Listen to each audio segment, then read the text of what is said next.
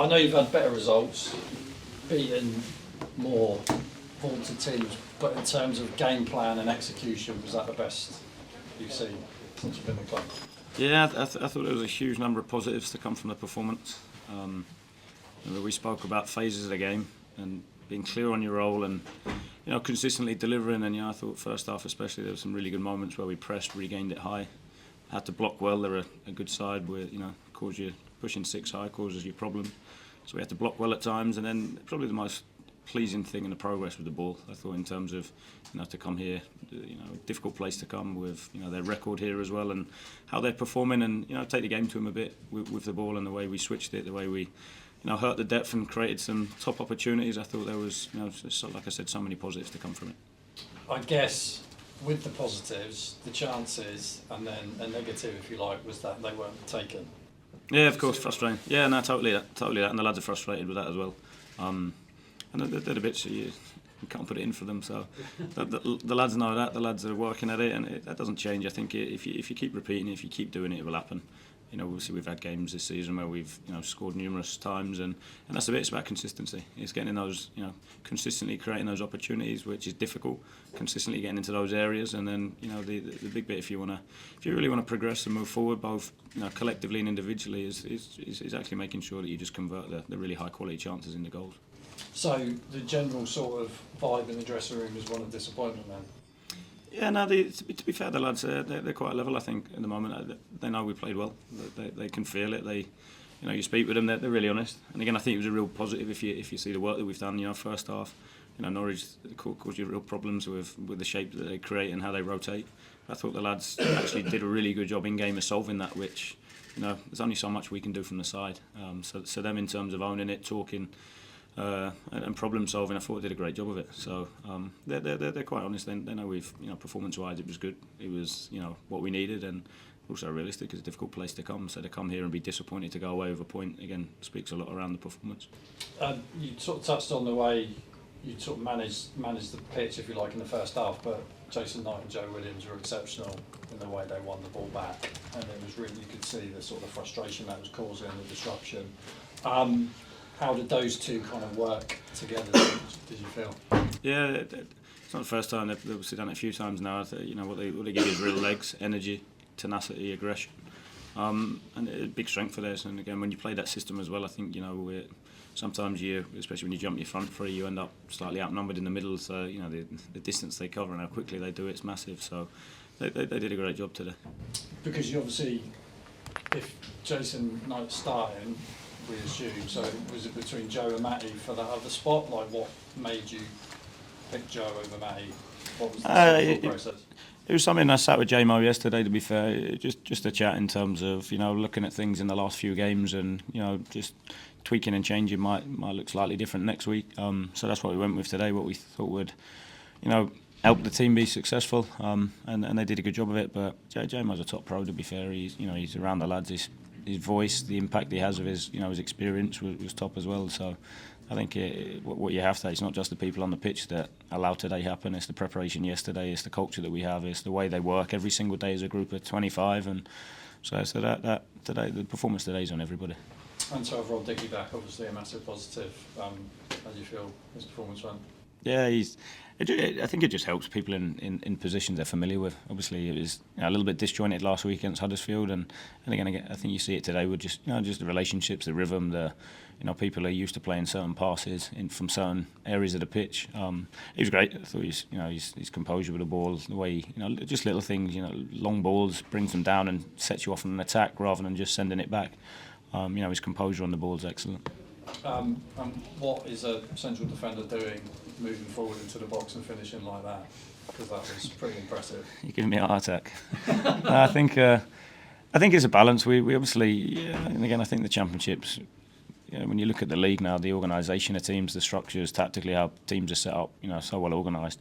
But there's a balance to it. I think you want the organisation, the structure, but at the same point, the players aren't robots. You want them to make decisions. You want them to have an element of freedom. And I think Hayden quite often finds the right balance to that, where he plays the position, but he'll also step forward and join in with attacks at the right time. So it's his first championship goal. So hopefully he can contribute a few more. Yeah, I mean the way he plays, in terms of kind of his timing of everything, his passing, his runs, and the way he kind of moves into midfield. I know I've sort of said it before, but it is remarkable. He's only 21. Yeah. So yeah, it's a young. If you go through the whole team, it's a really young team. To be fair, 90's age, 23. Yeah. So, I mean, if you go through George Tanner, 24, Tommy, 21. If you go through the team, it's a really young team, and that's the exciting bit. You've got players that are, got a large number of games in them, but at the same point, they've still got a large room for improvement. And then the pleasing thing is obviously the stage of the season where we're at.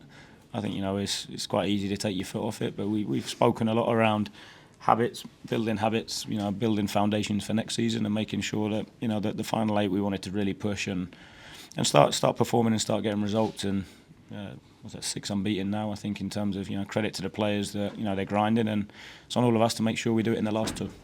Jason Knight is captain. Obviously, you get to him around Christmas. Do you feel that he's kind of growing into the role, or have you seen no change in that regard, or do you feel he's kind of owning it a bit more now than perhaps he was at the start? Yeah, I think it's what you're looking for in a leader. It depends what you want, what you're looking for, and Jamo's obviously still captain, and when he doesn't play, it's on 90. But I think people do it in different ways. Some are extremely vocal, others just do it by taking responsibility and leading the way by how they act and what they do. And 90's one of those, and he's definitely more vocal now. He's developing that. Not only you need everybody. Joe, the way he communicates, terrific. Rob Dickey, I think it's creating that culture where players are comfortable to talk and hold each other accountable. And I have to say that they're really progressing as a group on that front. Just last one for me. Zach, you said might be, so he's obviously not here today, but is he? He trained yesterday. Okay. He trained yesterday, and he was fine up until the practice and going through the set pieces at the end, and unfortunately felt it. So. It was one of those yesterday. He was in today getting treatment, so we'll see how he is. Okay, so you can see how next week is before Rotherham. Okay. Yeah. Thanks, Tim. Liam, just quickly, what does it say about your side that they can come here to a side that, as you're well aware, have won their last 8 at home and perform like that and actually be the better team on the day? What does it say about the progress? You mentioned the word there. Yeah, I think it speaks volumes around the culture that we've got. The desire to work, the desire to compete, the bravery to go and play and do us, which I think is really important. I think little bits, having time on the training pitch this week definitely helps, and it's something that since we've been here has been quite difficult to come by just because of the volume of games that we've had. So I think it shows we're moving in the right direction. We've still got work to do. I'm not under any illusion that we've cracked it, by no means. I think it's now about consistency. I think we've had some terrific performances recently. We've had some average performances and got results, but I think it's about finding different ways to dominate games and control games. And then the lads, like I said, the credit goes to them. It starts with their work rate.